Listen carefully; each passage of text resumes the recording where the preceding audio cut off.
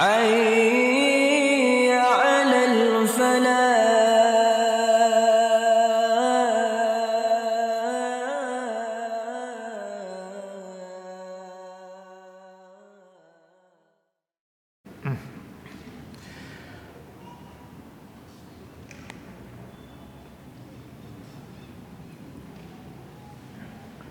Bismillahirrahmanirrahim. Assalamualaikum warahmatullahi wabarakatuh.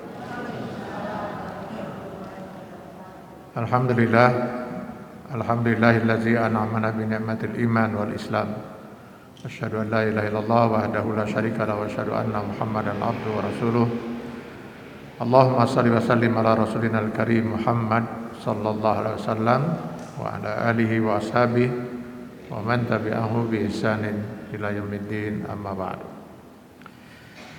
Bapak-bapak, ibu-ibu, ikhwan akhwat, jamaah kuliah duha Masjid Istiqomah rahimakumullah. Tema kita pada pagi hari ini tentang bahaya laten komunis. Saya ingin mengawali tema ini dengan firman Allah Subhanahu wa taala, A'udzubillahi minasyaitonir rajim. Wa kadzalika ja'alna likulli nabiyyin aduwwa sayatinil ins wal jin. Begitulah ketetapan kami, kata Allah,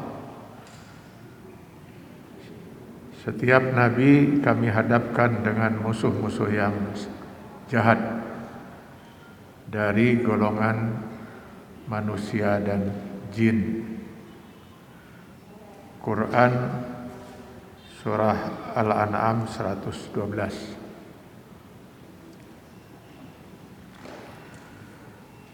Ayat ini memberikan peringatan pada kita, pelajaran pada kita, bahwa setiap manusia termasuk para nabi yang pasti mengemban risalah Allah Subhanahu wa taala untuk mengajak manusia hidup di jalan yang diridhai Allah Subhanahu wa taala. Begitu juga kita umatnya yang sedang berjuang untuk menjalani kehidupan ini sesuai dengan aturan dan hukum yang menciptakan kehidupan ini bagi kita, yaitu Allah Subhanahu wa taala. Maka kita pasti akan selalu berhadapan dengan sayatinul insi wal jin, setan-setan dalam bentuk manusia dan jin yang mereka tidak akan pernah betah melihat kita berada di jalan yang diridhai Allah Subhanahu wa taala. Mereka akan berusaha dengan segala macam cara untuk membuat kita meninggalkan kehidupan yang diridhai Allah Subhanahu wa taala. Berbicara setan, saya jadi teringat dulu ada seorang teman mengatakan, seumur hidup saya katanya belum pernah melihat setan. Saya tersenyum dan lalu saya katakan, mungkin yang Anda maksud itu setan dalam bentuk jin. Padahal seperti yang dinyatakan oleh Allah di Quran surat Al-A'raf 112 tadi, begitu juga dalam Quran surat An-Nas, ya. Allazi yuwaswisu fi sudurin nas minal jinnati wan nas. Bahwa setan itu bukan makhluk, Pak. Allah Subhanahu wa taala tidak pernah menciptakan makhluk bernama setan. Setan itu sifat. Dan sifat ini hanya dimiliki oleh dua makhluk, yaitu jin dan manusia. Kenapa hanya dua makhluk ini? Karena memang hanya jin dan manusia saja yang oleh Allah diberikan kecenderungan syaitani. Di samping tentunya kecenderungan yang baik, gitu ya. Wa nafsin wa ma sawwaha fa alhamaha fujuraha wa taqwaha. As-Sams ayat 7 dan 8 gitu ya. Karena itu yang berpotensi untuk menjadi setan hanya dua makhluk ini. jin dan manusia. Jadi saya bilang pada yang bersangkutan, mungkin Anda tidak pernah melihat setan dalam wujud jin, mungkin yang kadang-kadang berwujud manusia, kadang-kadang berwujud binatang. Kalau berwujud manusia itulah yang oleh masyarakat disebut hantu, kuntilanak, genderuwo, patuyul. Kadang-kadang dia berwujud binatang. Itu mungkin Anda tidak pernah melihat itu. Tapi kalau setan dalam bentuk manusia kan tiap hari kita bisa melihat. Mungkin ada di kantor tempat kita bekerja, dan selalu mungkin muncul di TV, ya, setan-setan itu ya. Atau bahkan ada di cermin. Kalau di cermin jadi siapa itu? Pernahkah kita jadi setan? Yang pasti setan itu orang kafir. Tapi seorang muslim sekalipun bisa setan. Pada saat si muslim itu berbuat maksiat, dia sedang mewarisi sifat-sifat syaitani gitu ya. Jadi si setan ini dia akan selalu berusaha untuk tidak merasa puas dengan dia sendiri yang masuk neraka gitu ya. Dia ingin mengajak kalau bisa sebuah orang itu masuk ke neraka bersama dia gitu. Terutama yang namanya mbahnya setan gitu, iblis. Dimana kalau kita lihat di Quran surat Al-A'raf ayat 16 dan 17, iblis mbahnya setan itu sempat menyatakan tekadnya di hadapan Allah Subhanahu wa taala. Qala fabima aghwaytani la'aqudanna lahum siratakal mustaqim. Di dalam rangka iblis itu menyesatkan kita manusia dari jalan yang lurus, siratal mustaqim, jalan yang diridhai oleh Allah Subhanahu wa taala, maka saya akan menyertai manusia saat mereka itu ada dalam siratal mustaqim. Siratal mustaqim itu jalan yang lurus, jalan yang diridhai oleh Allah, jalan kehidupan yang sesuai dengan ajaran Islam, sesuai dengan Quran dan Sunnah. Maka ketika kita sedang menjalani kehidupan sesuai dengan Quran dan Sunnah, dan kita sedang mencoba untuk menggapai ridha Allah, pasti setan akan hadir bersama kita. Kalau kita mau cari setan, carilah dari rumah ke masjid, dari rumah ke tempat ibadah. Itu pasti banyak setan. Di masjid ini saya yakin banyak sekali setan, Pak.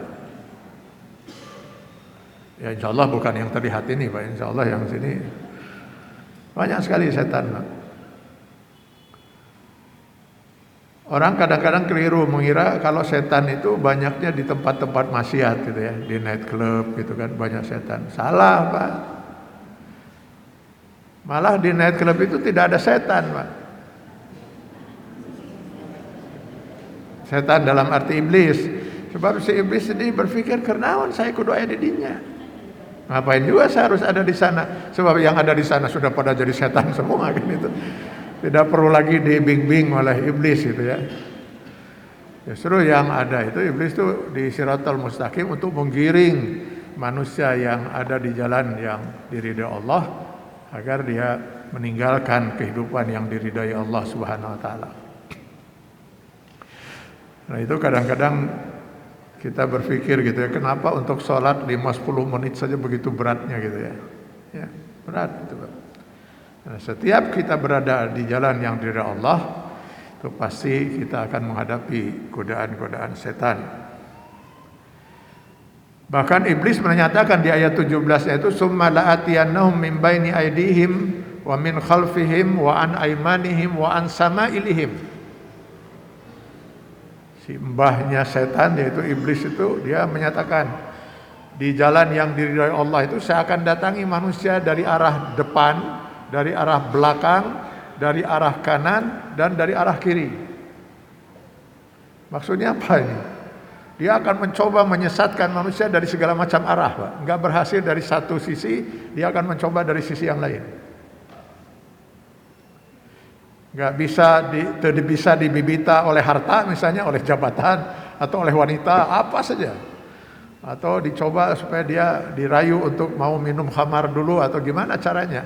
Artinya dari segala macam cara. Ada dua arah yang tidak disebut oleh iblis. Mana itu? Atas dan bawah. Apakah iblis lupa? Nah, iblis belum pikun waktu itu, Pak. Waktu menyatakan ini. Dia sadar betul bahwa dia tidak mungkin bisa menyesatkan manusia dari arah atas dan bawah. Arah atas maksudnya ketika manusia betul-betul sedang ingat pada Allah Subhanahu wa taala.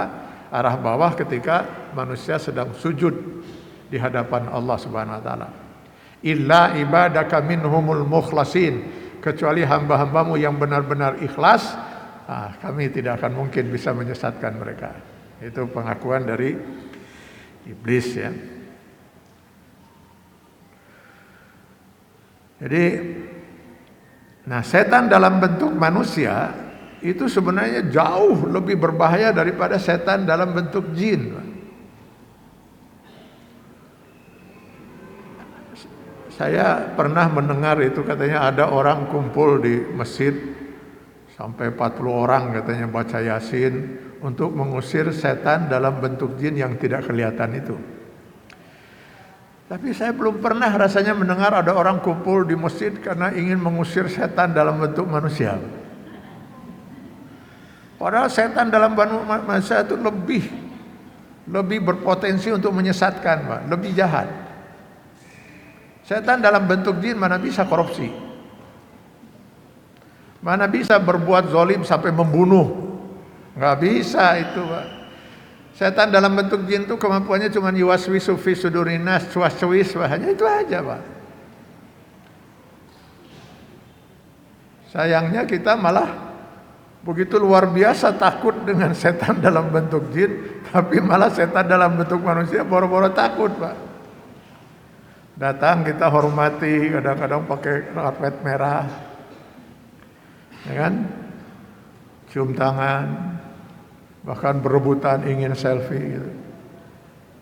Sangat mungkin orang yang diperlakukan seperti itu di mata Allah lebih setan daripada setan itu. Malah kita jadikan sahabat ini. Kenapa saya awali tema ini dengan bahasan tentang setan? Kalau kita perhatikan hasil musyawarah Majelis Syura Masyumi di bulan Desember tahun 54 yang lalu, hasil musyawarah itu menetapkan bahwasanya anggota dan simpatisan PKI mereka fatwakan itu sesat. Jadi setiap anggota PKI itu sesat jika dia tidak memahami ideologi komunis. Jadi terbawa-bawa gitu, kebawa-bawa gitu, nggak ngerti apa itu PKI, apa itu ideologi komunis, cuman ikut jadi anggota dan simpatisan PKI. Maka itu difatwakan oleh Majelis Syura Masyumi pada waktu itu sesat. Tapi kalau dia mengerti, tahu apa ideologi komunis, maka itu jelas kafir. Itu fatwa hasil musyawarah Majelis Syura Masyumi. Ada 4 yang menjadi alasannya itu. Pertama, karena komunisme itu adalah falsafah yang berdasarkan historik materialisme, faham kebendaan. Pada dasarnya mereka tidak percaya Tuhan. Jadi menganggap bahwa alam semesta ini beserta seluruh isinya bukan karena diciptakan oleh Tuhan. Jadi dari sisi ini, dari sisi tauhid kita, mereka sudah menafikan tauhid ar-rububiyah, menafikan Allah sebagai Rabbul Alamin, sebagai pencipta alam semesta dan seluruh isinya. Yang kedua, mereka memusuhi agama dan mengingkari adanya Allah. Ini menjelang dulu tahun 65 G30 SPKI di Jawa Tengah khususnya dan Jawa Timur itu sejak 63 sampai meletusnya G30 SPKI 65 itu begitu seringnya diselenggarakan acara ludruk, Pak. Di antaranya pernah diselenggarakan di Kediri di tahun 64 dengan tema matinya Gusti Allah. Itu tema ludruknya itu. Kurang lebih katanya itu berjalan acaranya itu sampai 2 jam. Nah, lalu ditutuplah oleh panitia dengan menyatakan malam ini Gusti Allah sudah mati. Dengan demikian besok sudah tidak ada lagi Gusti Allah. Jadi mereka sudah memang ditanamkan keyakinan bahwa Allah itu tidak ada, Tuhan itu tidak ada. Jadi tidak bertuhan. Sekarang pertanyaan saya, Pak. Iblis meyakini enggak Allah itu ada? Jadi kesimpulannya mana yang lebih baik, Pak?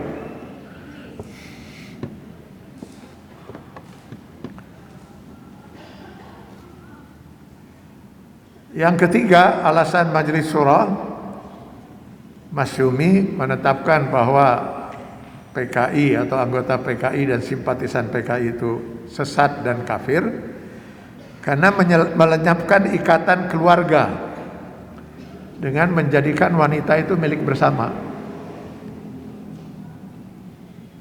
Walaupun mereka mengenal ada perkawinan, Pak, tapi sang istri itu bisa saja suatu saat menjadi juga milik orang lain itu. Dan yang keempat, melenyapkan hak milik perorangan atas alat-alat produksi dan kekayaan. Ini tentang ajaran komunis ya. Kenapa ini sangat luar biasa bahaya di negeri ini, dan harusnya mereka tidak bisa hidup di negeri ini kan. Karena negeri ini negeri berdasarkan Pancasila dan di mana sila pertamanya adalah ketuhanan yang Maha Esa. Karena itu mereka tidak nyaman hidup di negeri ini, Pak, dengan falsafah negeri seperti ini. Maka mereka selalu berusaha melakukan pemberontakan untuk menguasai negeri ini. Pertama mereka lakukan di bulan September tanggal 18 1948 di Madiun, dipelopori oleh Amir Sarifuddin dan Musso. Musso akhirnya ini gagal ya, pemberontakan ini berhasil digagalkan, dan di tanggal 31 Oktober 1948 Musso dieksekusi mati. Tapi 2 tokoh lainnya, M.H. Lukman dan Nyoto, berhasil kabur dan mengasingkan diri ke Republik Rakyat Cina. Waktu itu mereka bermimpi, berhayal ingin mendirikan Republik Uni Soviet Indonesia. Karena waktu itu PKI berkiblatnya ke Uni Soviet, belum ke Cina, Pak. Ya. Ini saya coba ungkap sedikit saja sejarah yang saya tahu ya, biar kita bisa melihat apakah benar isu kebangkitan kembali PKI ini yang disuarakan oleh sebagian orang di negeri ini. Nah, kita lihatlah bagaimana yang namanya PKI itu ya. Mereka adalah orang yang menghalalkan segala macam cara, termasuk menghalalkan nyawa orang, Pak, demi tujuan itu. Mereka siap membunuh siapapun. Dalam pemberontakan di 1948 itu banyak sekali masyarakat yang mereka berhasil bunuh. Di awal Januari 1950, pemerintah pada waktu itu disaksikan oleh puluhan ribu masyarakat dari berbagai daerah seperti dari Magetan, Madiun, Ngawi, Ponorogo, dan Trenggalek. Itu berusaha melakukan pembongkaran terhadap 7 sumur neraka PKI, Pak. Itu disebut seperti itu, Pak. Jadi ada 7 tempat yang disebut sumur itu, tempat mereka menguburkan orang-orang yang mereka pernah bunuh, Pak. Pernah dibunuh oleh PKI. Itu ratusan tulang belulang berhasil ditemukan, dicoba diidentifikasi. Banyak di antaranya para ulama, para umara dan para tokoh masyarakat yang mereka bunuh itu. Tahun 51, ini hanya sebentar saja dari kegagalan di 48, 51 Lukman dan Nyoto yang lari ke Cina mengasingkan diri kembali lagi ke Indonesia untuk mendukung dan membantu DN Aidit membangun kembali PKI. Jadi hanya dalam masa 3 tahun mereka sudah mulai mencoba bangkit lagi. Di tahun 55 mereka ikut pemilu pertama di Indonesia, Pak, dan berhasil masuk 4 besar, yaitu setelah Masyumi, PNI dan NU. Jadi mereka sudah masuk berpolitik, Pak. Itu di tahun 55. Dan sudah mulai terasa bahaya PKI kembali muncul pada waktu itu. Sehingga para ulama pun kemudian melaksanakan kongres alim ulama seluruh Indonesia di Palembang. Hasil kongres itu menyatakan bahwa haram paham komunis. Karena itu para ulama kemudian mendesak Presiden Soekarno agar mengeluarkan dekret melarang PKI dan membubarkan PKI. Tetapi himbauan ini sama sekali tidak diperdulikan oleh Presiden Soekarno pada waktu itu, ditolak. Lalu di tahun 1960 bahkan Soekarno kemudian meluncurkan slogan Nasakom, Nasional Agama Komunis, didukung oleh PNI dan tentu saja PKI, dan yang sedikit rada aneh NU juga ikut mendukung pada waktu itu. Nasakom itu. Satu-satunya yang tidak mendukung adalah Masyumi. Karena Masyumi menolak Nasakom, maka atas desakan dan tekanan PKI terbitlah keputusan Presiden nomor 200 tahun 1960 tertanggal 17 Agustus 1960 tentang pembubaran Masyumi. Masyumi pun dibubarkan. Lihatlah, luar biasa permainan mereka itu. Jadi mempengaruhi penguasa pada waktu itu agar kekuatan umat Islam yang waktu itu diwakili diantaranya oleh Masyumi dilumpuhkan dengan cara dibubarkan. Komunis pun semakin kuat, ya. Sehingga di pertengahan tahun 1960 Departemen Luar Negeri Amerika Serikat mengatakan kekuatan komunis pada waktu itu sudah mencapai 2 juta orang anggotanya. Bahkan di Maret 1962, ini catatan-catatan saya, PKI resmi masuk dalam pemerintahan Soekarno, di mana DN Aidit dan Nyoto diangkat oleh Soekarno sebagai Menteri Penasehat. Nah, dia sudah duduk malahan dalam pemerintahan, ya, dalam kabinet. Ya. Dengan semakin kuatnya dia semakin mencoba untuk menghilangkan kekuatan umat Islam, karena Islam dipandang sebagai musuh besar mereka, Pak.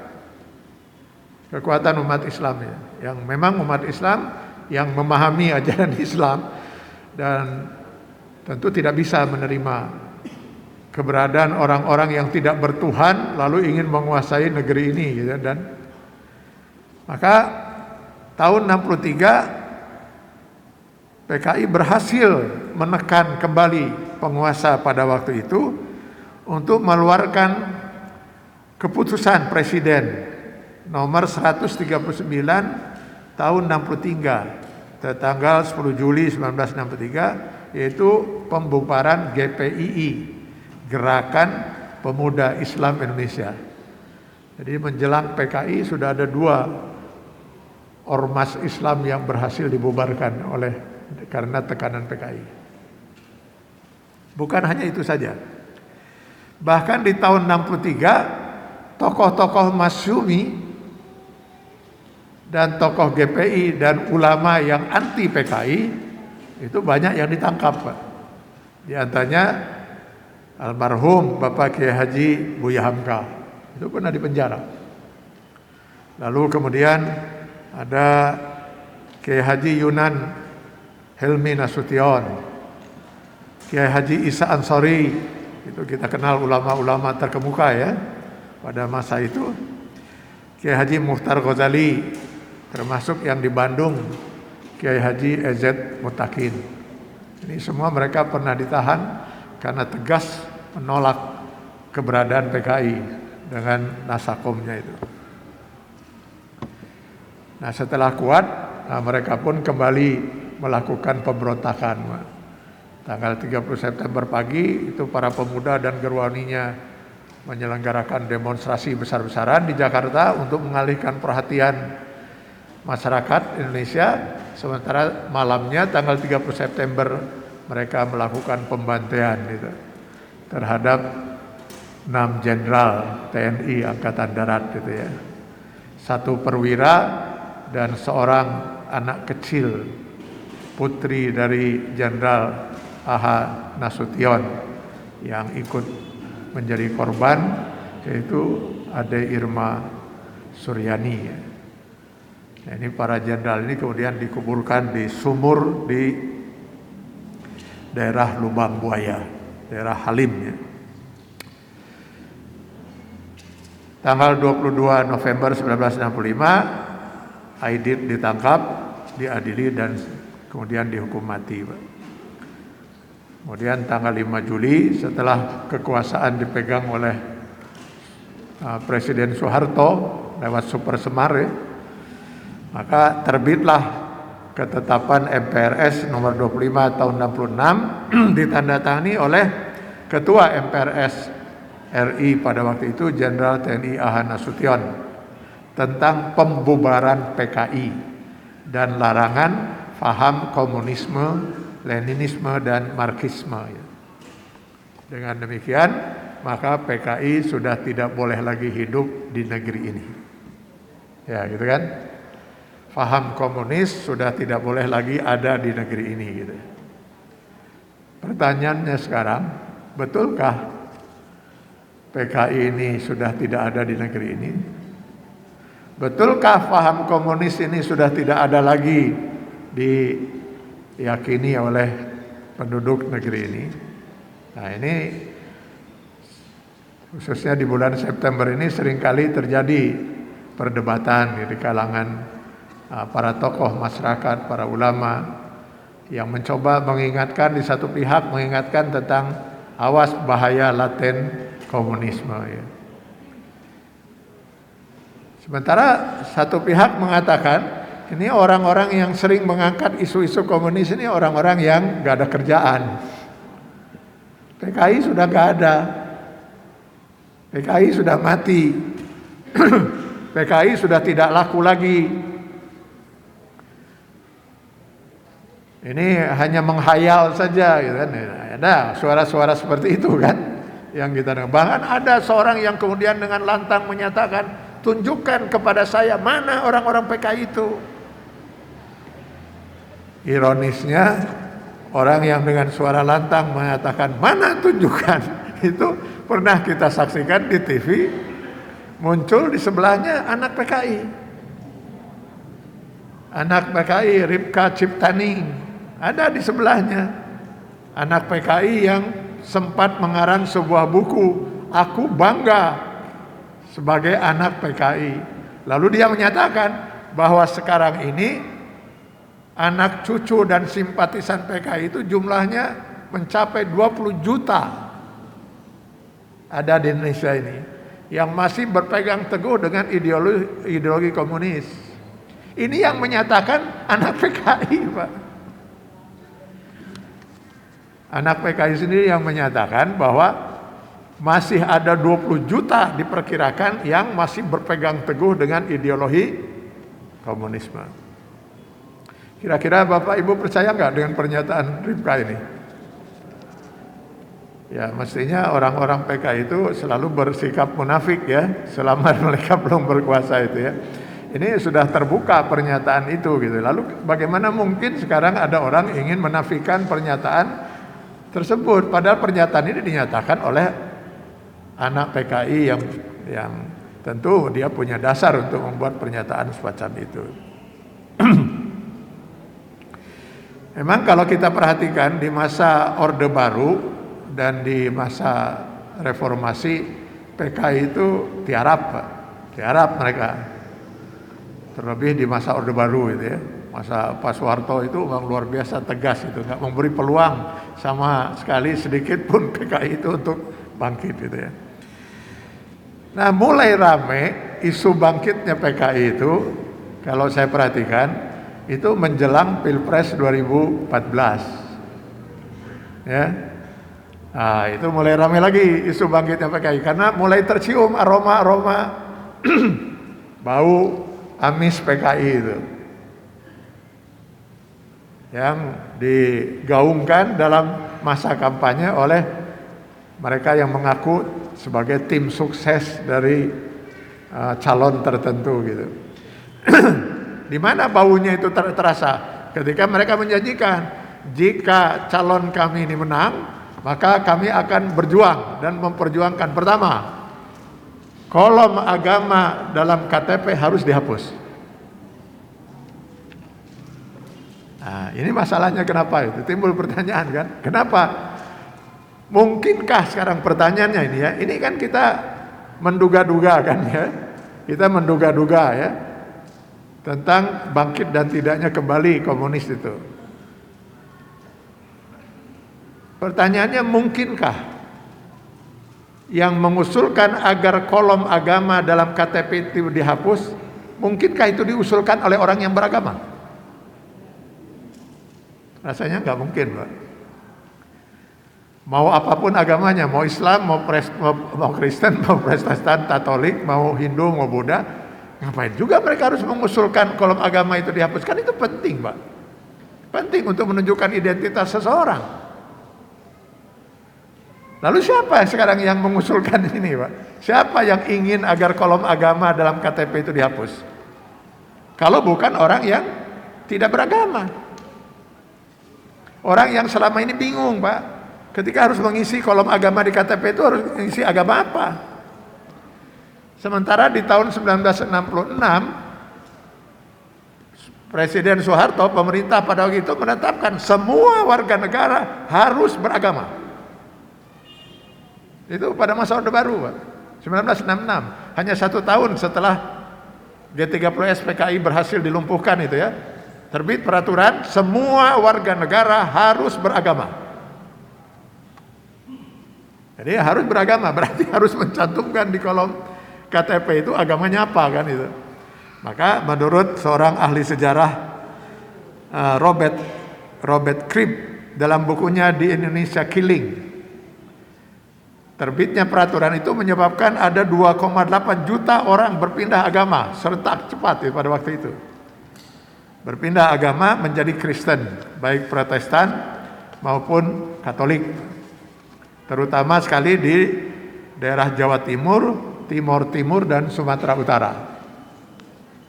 Jadi kebanyakan mereka dengan sangat terpaksa, Pak. Menurut saya sangat terpaksa karena kata Ripka Ciptaning 20 juta itu masih berpegang dengan ideologi komunis.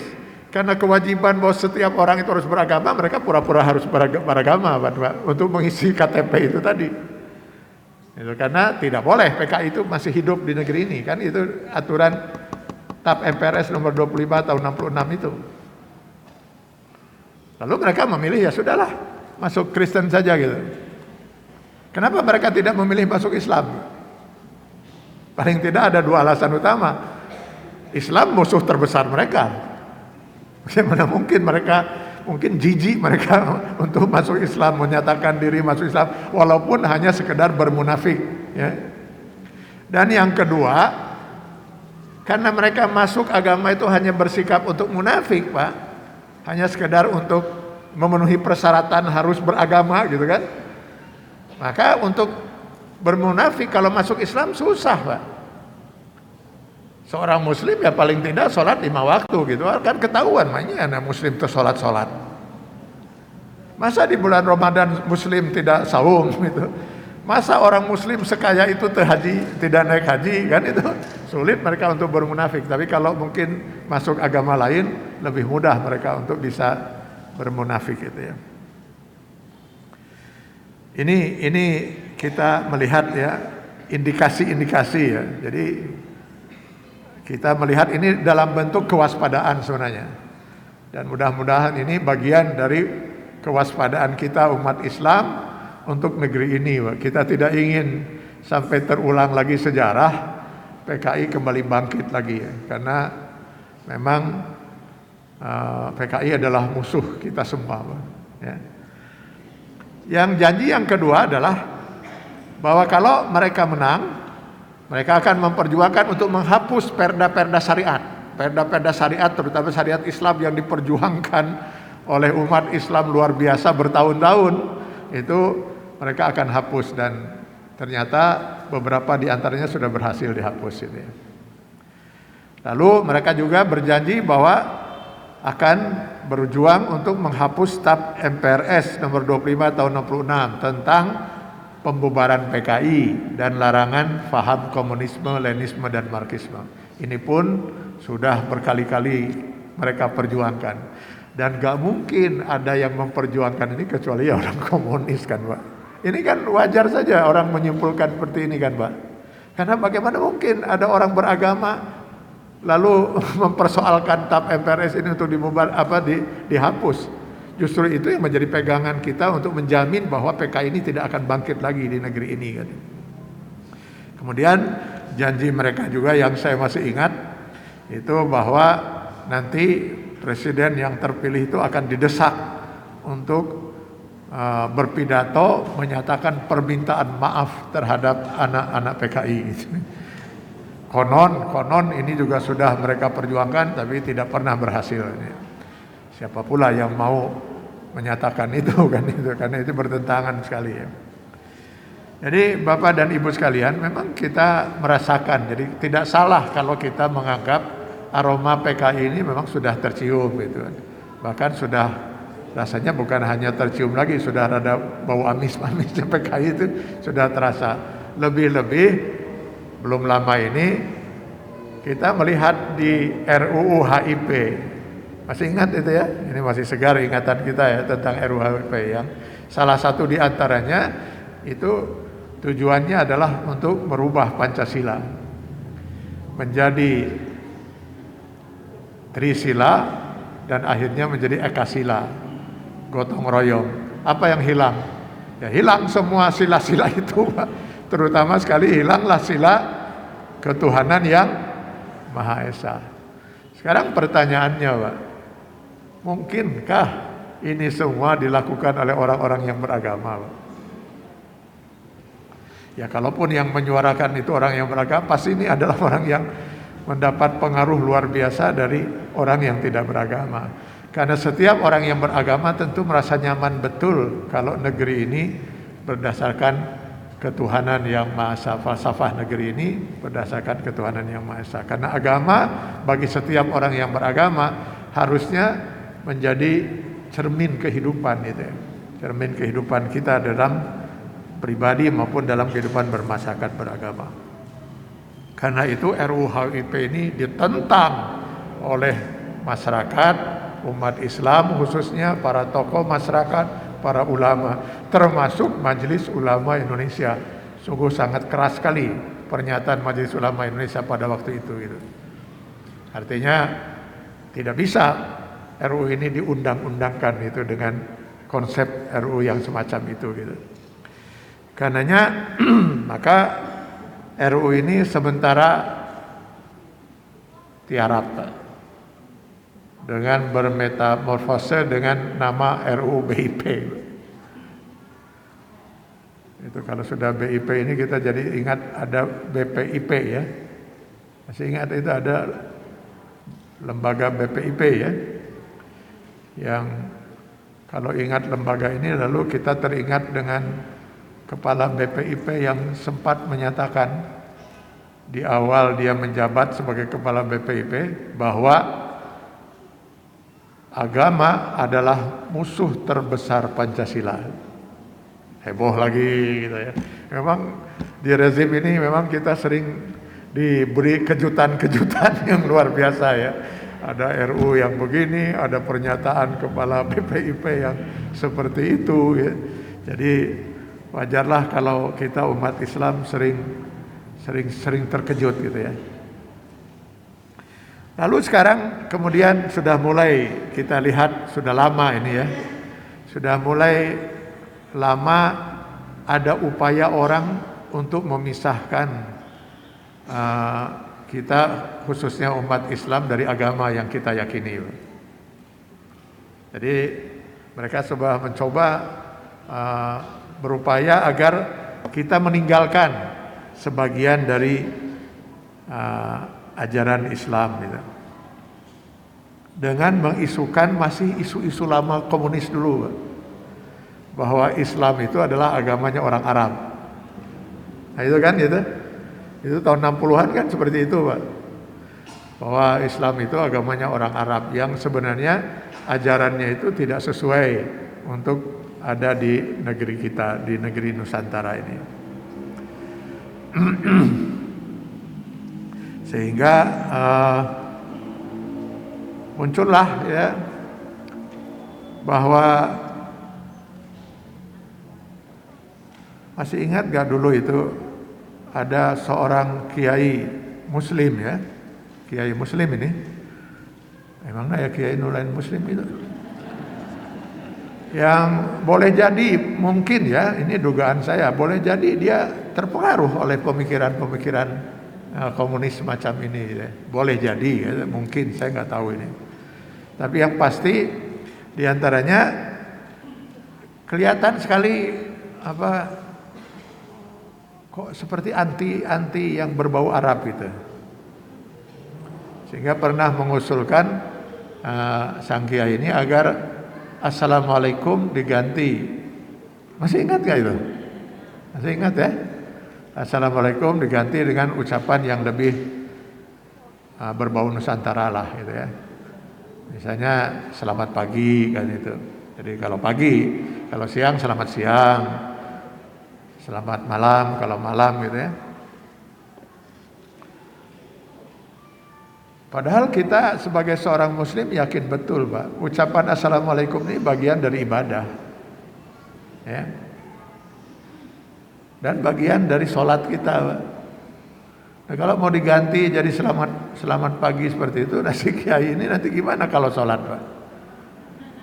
Nanti kalau selesai sholat subuh misalnya selamat subuh gitu kan. Nanti habis sholat zuhur, selamat zuhur. Nanti makmumnya, ya selamat zuhur pakai ini. Jadi ini saya nggak tahu gimana ceritanya ini ya, kok bisa sampai terpengaruh seperti ini gitu ya. Ya. Tapi yang pasti saya yakin ini bukan pemikiran murni dari seorang muslim gitu ya. Rasanya sulit sekali kita bisa masuk dalam akal kita ada seorang muslim sampai berpikir seperti ini. Ya kan?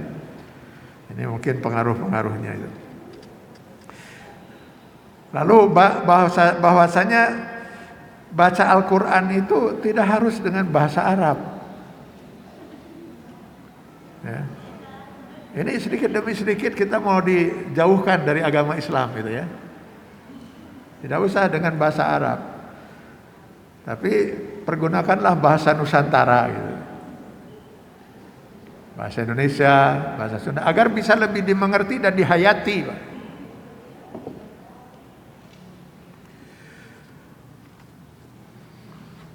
Coba katanya orang yang baca Quran itu apa semuanya mengerti yang dia baca? Kan tidak katanya.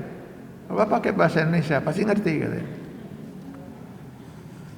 Padahal Al-Quran ini memang turun dalam bahasa Arab. Artinya firman Allah itu dalam bahasa Arab ya. Kenapa? Bilisanin Arabiyyin mubin. Bisa dilihat di Quran surat Asy-Syu'ara ayat 195. Bilisanin Arabiyyin mubin, dengan lisan Arab. Kenapa? Ya karena memang ajaran Islam ini pertama kali turun di Arab, Pak. Karena itu kalau kita lihat di Quran surat Ibrahim ayat 4, Allah menyatakan bilisani qaumihi liyubayyina lahum, dengan lisan kaumnya, kaum yang paling pertama menerima ajaran Islam yang terakhir yang Allah turunkan lewat Rasulullah SAW itu kepada bangsa Arab. Rasulnya pun orang Arab, yaitu Rasulullah SAW. Ya harus dengan lisan Arab kan Pak, Allah berfirmannya. Andai kata misalnya ini ya. Andai kata Allah Subhanahu wa taala berfirman dengan bahasa Sunda, dan mau ngelartiin atau orang-orang Arabnya. Ya kan? Andai kata dulu misalnya agama Islam terakhir ini turun di Bandung, insya Allah mal bahasa Arab Pak. Kemungkinan bahasa Sunda Allah berfirmannya itu. Jadi firman Allah itu bukan makhluk Pak. Bukan makhluk. Firman itu menyatu dengan zat Allah. Bukan makhluk. Makanya Imam Ahmad bin Hambal, salah seorang tokoh mazhab yang 4 itu, lebih memilih dia dipenjara dan disiksa. Karena penguasa pada waktu itu ingin menyatakan bahwa Al-Quran itu makhluk, bukan firman Allah. Dia tetap dengan prinsipnya, tidak bisa, bukan makhluk, bukan ciptaan, itu firman Allah. Makanya luar biasa kita memuliakan Al-Quran itu, karena itu firman Allah. Kalau dia diterjemahkan, dia bukan firman Allah. Kalau diterjemahkan bukan firman Allah. Sekarang gini, Alhamdulillahi Rabbil Alamin di surat Al-Fatihah, firman Allah bukan? Firman Allah kan? Segala puji bagi Allah, Tuhan semesta alam. Firman Allah bukan? Bukan Pak. Bukan. Itu terjemahan dari firman Allah. Firman Allahnya mah Alhamdulillahi Rabbil Alamin. Itu firman Allah. Begitu diterjemahkan dia bukan firman Allah. Makanya hampir semua ulama sepakat wanita yang sedang haid atau nifas dibolehkan membaca terjemahan Al-Quran, karena itu bukan firman Allah. Ya dah. Jadi kalau ini mau dirubah, kita akan meninggalkan firman Allah. Ini siapa yang punya kerjaan ini ya? Kalau bukan orang yang memang anti Islam dan ingin kita umat Islam ini meninggalkan agama Islam ini. Lalu bagaimana dengan sholat? Sholat kan kita harus mengikuti contoh Rasul. Kata Rasul, "Shallu kama ra'aitumuni usolli." Sholatlah kalian sebagaimana kalian melihat saya sholat. Kata Rasulullah kan. Rasulullah membaca Al-Quran. Al-Quran firman Allah dalam bahasa Arab. Kalau diterjemahkan, ya bukan firman Allah. Nah, mereka kelihatannya agak sulit itu dalam hal ini gitu ya. Lalu ya kalau memang demikian, kalau memang sholat itu mutlak harus dengan bahasa Arab karena itu firman Allah, ya paling tidak kenapa juga harus dengan lagam Arab? Pokoknya musuh pisan ke Arab teh gitulah, ke sana teh. Kita kan bukan orang Arab katanya. Kenapa kita nggak pakai dengan lagam daerah Sunda misalnya, kalau orang Sunda gitu kan? Sehingga sholat itu boleh saja baca Al-Quran tapi pakai lagam Sunda gitu kan, misalnya lagam Cianjuran gitu. Jadi Allahu Akbar atau kumaha gitu ya. Alhamdulillahi Rabbil Alamin Ar-Rahmanir-Rahim. Bahkan mungkin kalau bisa pakai diiringi kacapi suling gitu. Ini kan sudah rusak kita ini Pak. Jadi siapa ini ya, siapa kerjaan siapa yang gini kecuali kerjaan orang-orang yang tidak beragama gitu ya. Gak mungkin Pak, gak mungkin rasanya, menurut akal saya, gak mungkin rasanya orang muslim sampai berpikiran sesat ini Pak. Gak mungkin Pak. Sudah berapa abad Islam itu ada gitu, rasanya gak pernah ada kecuali saya dengar di Indonesia ini ada pemikiran seperti ini Pak. Ingat nggak dulu Pak, ada peringatan Hari Besar Islam dilaksanakan di istana yang baca Al-Qur'annya dengan logat? Mulai itu kan Pak, mulai itu. Begitu reaksi luar biasa dari masyarakat, sudah nggak pernah terjadi lagi kan itu uji coba mungkin kan itu. Jadi uji coba orang-orang yang berhasil mempengaruhi untuk saya tetap saja berkeyakinan mungkin ini banyak saudara-saudara kita muslim yang terpengaruh oleh permainan komunis di belakang ini. Karena nggak mungkin ini kalau bukan kerjaan orang-orang anti agama, yaitu komunisme ini. Lalu contoh lain ya, dulu pernah mereka mengusulkan, ada usul gitu, ada usulan. Kenapa kita harus haji ke Mekah? Kalau dulu katanya Rasulullah dan para sahabat itu haji di Mekah, lalu ke Arafah, lalu ke Mina, ya ke Muzdalifah, ke Mina, wajar. Mereka orang-orang Arab. Ari orang kunaon kudukan itu. Ya, lalu dijawab, bukankah? Sehingga mereka waktu itu mengusulkan ingin menyelenggarakan haji untuk orang Indonesia itu di Cirebon.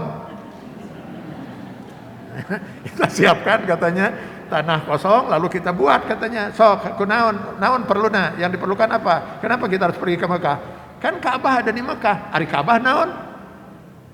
Apa itu Ka'bah kata mereka? Ya Ka'bah itu batu segi 4. Ya kita buat batu segi 4 di Cirebon. Harus sama ukurannya, tinggal kita pergi sana ukur sok. Tinggi, luas, sebagainya kita ukur supaya persis sama. Batunya harus sama dengan yang ada di sana. Gampang, kita impor. Sok naon deui cenah. Terus nanti padang Arafahnya nya tinggal nyieun cenah. Padang terus sebut Arafah eta. Naon bedana sarua-sarua tanah? Kan sama ini tanah, di situ juga tanah. Nya di situ mah padang pasir, nya urang neangan pasir di mana lah pokona tenda di itu sok. Sok naon deui cenah. Terus Hajar Aswad di mana Hajar Aswad? Kan di Ka'bah ada Hajar Aswad. Ari Hajar Aswad naon? Ya batu hitam. Kan banyak di kita batu hitam. Orang taplokeun hiji di dinya cenah gitu. Ini kan.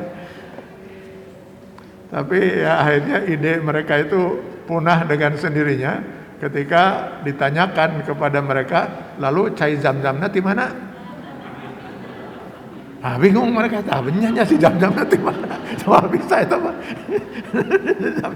Gara-gara si Jam-Jam hilang lagi ide itu Pak. Ini saya pikir nggak mungkin ini kerjaan orang Islam Pak. Rasanya nggak mungkin itu. Ya, kalaupun ada suara dari umat Islam, ini saya sementara menganggap ini umat Islam yang terpengaruh Pak oleh pemikiran-pemikiran semacam ini. Jadi memang keinginan mereka Islam ini dipecah Pak. Dipecah belah gitu ya. Ya karena memang hanya itu yang bisa melumpuhkan umat Islam ya. Hanya itu yang bisa membuat Islam itu terpisah dari umatnya, yaitu melumpuhkan kekuatan umat Islamnya. Sehingga Islam pun dibagi-bagi, ada Islam radikalisme, ada Islam moderat, ada Islam radikal. Lalu ada Islam Islam Nusantara. Terus ting naon lah Islam itu. Yang memberi nama Islam itu siapa Pak? Allah Pak. Allah yang memberi nama agama ini Islam. Inna dina indallahil Islam. Al-Imran ayat 19. Wa man yabtaghi ghairil islami dina falan yuqbala minhu wa huwa fil akhirati laminal khasirin. Al-Imran 85. Tanpa embel-embel Pak, Islam itu cuma satu. Nggak ada Islam Arab, nggak ada Islam Nusantara, nggak ada Islam Bandung, nggak ada Islam. Islam hanya satu. Nggak ada Islam radikal, semua yang melaksanakan ajaran Islam dengan benar, maka dia seorang muslim yang soleh. Semua orang yang mengaku muslim lalu tidak menjalankan Islam dengan sepenuhnya, dia bukan muslim yang soleh. Itu kan Pak. Jadi yang dimaksud dengan radikal, pembagian radikal dan lain sebagainya itu apa ini Pak? Siapa yang membagi-bagi ini? Apa yang dimaksud dengan radikal? Sepertinya di rezim sekarang ini memang kata ini menjadi kata yang paling sering terucap gitu ya. Dulu termasuk oleh Menteri Agama yang dulu ya, yang sebelum yang sekarang ini. Begitu menjabat sebagai Menteri Agama, lalu dia sudah memberi wanti-wanti, awas dengan bahaya radikalisme. Dan ketika ditanya apa yang dimaksud dengan radikalisme itu, nggak jelas definisinya Pak. Cuman menunjukkan ciri-cirinya katanya jenggotnya para ranjang, pakai celana cingkrang, lalu dahinya hararideng, lalu kemudian yang perempuannya pakai hijab. Nah itu katanya, rame lah umat Islam pada waktu itu. Ya tentu banyak sekali pihak umat Islam yang gerah dan menolak. Ini gimana definisi radikal jadi begini? Masa setiap yang berjenggot terus harus diwaspadai gitu kan? Celaka ini kan Pak. Ya alhamdulillah. Menteri ini tidak lama ya, setahun kemudian diganti. Tapi penggantinya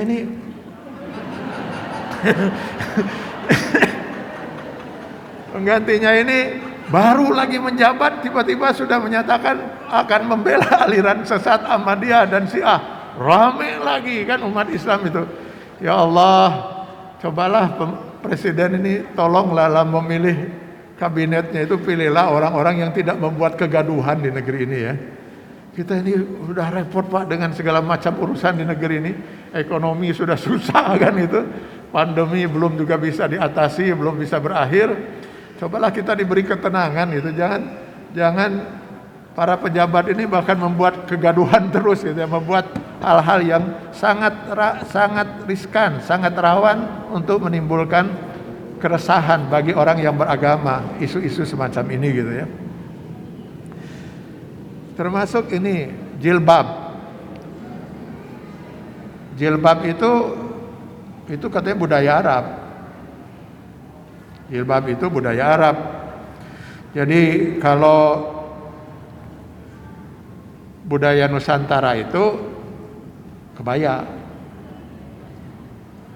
Jadi ini ibu-ibu ini sudah kurang nasionalis ini Bu. Harusnya ke pengajian ini memakai kebaya, pakai konde gitu. Padahal jilbab itu perintah yang jelas-jelas nyata dalam Al-Quran. Al-Ahzab 59, An-Nur 31. Ada hadis Rasulullah SAW yang diriwayatkan ketika beliau sedang menasihati putrinya Fatimah. Wahai Fatimah, kata Rasulullah, kalau seorang wanita itu sudah memasuki usia akil baligh, maka seluruh tubuhnya itu aurat, kecuali ini, kata Rasulullah sambil menunjuk muka beliau dan kedua tangannya. Itu syariatnya Pak. Lalu bagaimana bentuknya? Nah memang bentuk tidak ditetapkan oleh Rasulullah SAW Pak, tetapi ada persyaratan bahwa pakaian itu tidak boleh terlampau tipis, transparan. Kemudian tidak membentuk badan. Kalau kebaya kan membentuk banget itu ya badan ini. Nah maka pakaian yang sekarang dipakai ibu-ibu ini memenuhi persyaratan yang dikehendaki oleh Islam itu. Kalau soal bentuknya mah enggak, silakan Pak. Mau bentuknya misalnya kawas karung tinggal asuh terus talian di dia gitu, mah enggak, silakan itu kan. Itu silakan orang berbudaya di sini. Termasuk berbudaya dalam hal warna. Walaupun memang, nah ini lagi katanya dalam Islam itu memang ada disunnahkan bagi pria itu memakai. Jadi Rasulullah mengatakan Allah itu lebih suka pria itu memakai warna putih, kalau wanita hitam. ibu-ibu banyak yang pakai hitam. Ini yang katanya disukai. Karena itu kalau kita pergi ke beberapa negara yang mayoritas penduduknya Muslim, banyak sekali wanita Muslimah itu memakai hitam-hitam. Tapi itu sunnah, Pak. Sunnah. Jadi apakah salah sekarang kalau berwarna-warni seperti ini? Silakan. Itu budaya kan itu. Silakan berbudaya. Tapi sunnahnya untuk laki-laki itu putih. Kenapa untuk wanita hitam? Ya kalau putih sangat mungkin lebih transparan dibanding warna hitam. Kan itu. Nah, mereka kemudian mengatakan itu budaya Arab. Budaya Nusantara mah batik. Jadi batik, Pak. Jadi harus pakai batik kita. Itu budaya Nusantara, itu batik, Pak. Jadi sehingga konon, nah ini baru konon itu. Konon katanya mereka juga sedang mengusulkan kalau bisa kain kafan itu jangan putih. Karena itu budaya Arab. Sehingga nanti akan jadi masalah nanti di alam kubur. Mungkin mereka mengira alam kubur itu kuburan, Pak, gitu ya. Padahal alam kubur itu bukan kuburan, yang mau ditanya bukan jasad tapi ruh di alam kubur. Nanti katanya kalau di alam kubur itu malaikat bisa melihat gitu kan, kalau kain kafannya putih, nah berarti ini Arab. Maka malaikat nanti akan bertanya dengan bahasa Arab, man rabbuka, wa man rasuluka, wa ma kitabuka, wa man ikhwanuka. Pan tengerti dirinya bahasa ditanya teh ke malaikat. Lagi pula kan harus menjawab dengan bahasa Arab. Tapi kalau nanti misalnya kain kafannya diganti ku batik, maka nanti malaikat itu ngerti, oh ini orang Sunda misalnya atau orang Indonesia. Maka nanti malaikat bertanyanya pakai bahasa Indonesia, apa agamamu? Nah, itu kan gitu. Maka kain kafan pun sebaiknya katanya diganti pakai kain Nusantara,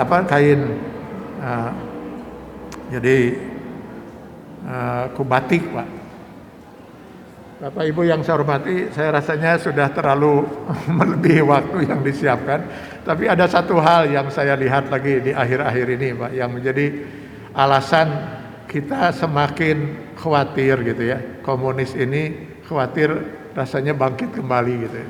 Paling tidak kalau mereka merasa terhalang sekarang oleh ketetapan MPRS nomor 25 tahun 66, paling tidak mereka sudah mulai mencoba memasuki, Pak, wilayah-wilayah termasuk wilayah-wilayah kekuasaan untuk mencoba mempengaruhi agar kebijakan-kebijakan yang muncul itu adalah kebijakan yang sesuai dengan keinginan mereka itu. Termasuk yang terakhir ini yang saya perhatikan itu adanya upaya penganiayaan bahkan pembunuhan terhadap para ustadz, para ulama ya. Ini bahkan bulan September kemarin ada 2 peristiwa kan ya, dan terjadi di bulan September. Dan selalu pelakunya itu dikatakan orang gila.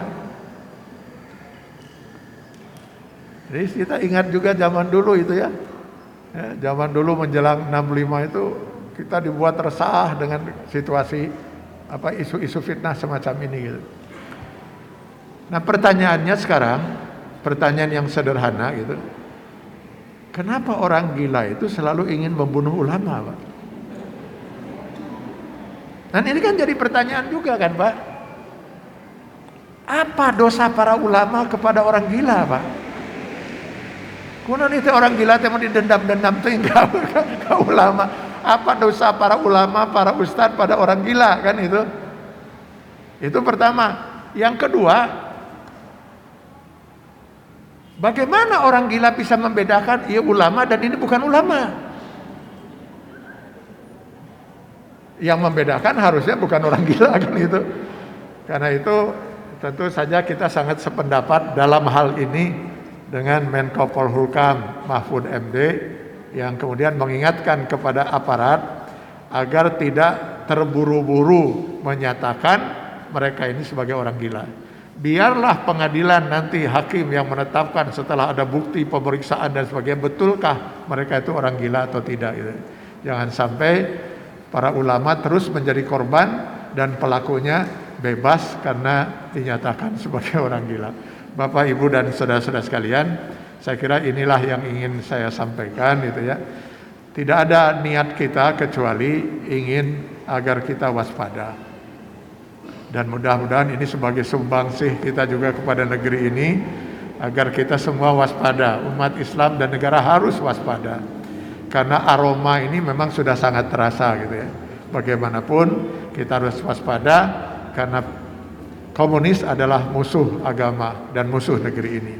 Komunis dilarang hidup di negeri ini dan itu sudah menjadi ketetapan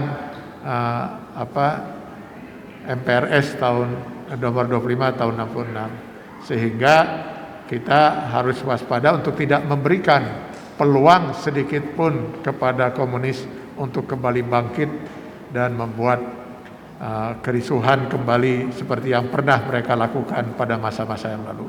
Semoga Allah selalu melindungi kita sekalian. Amin ya Allah ya Rabbal Alamin. Billahi taufiq wal hidayah. Wassalamualaikum warahmatullahi wabarakatuh.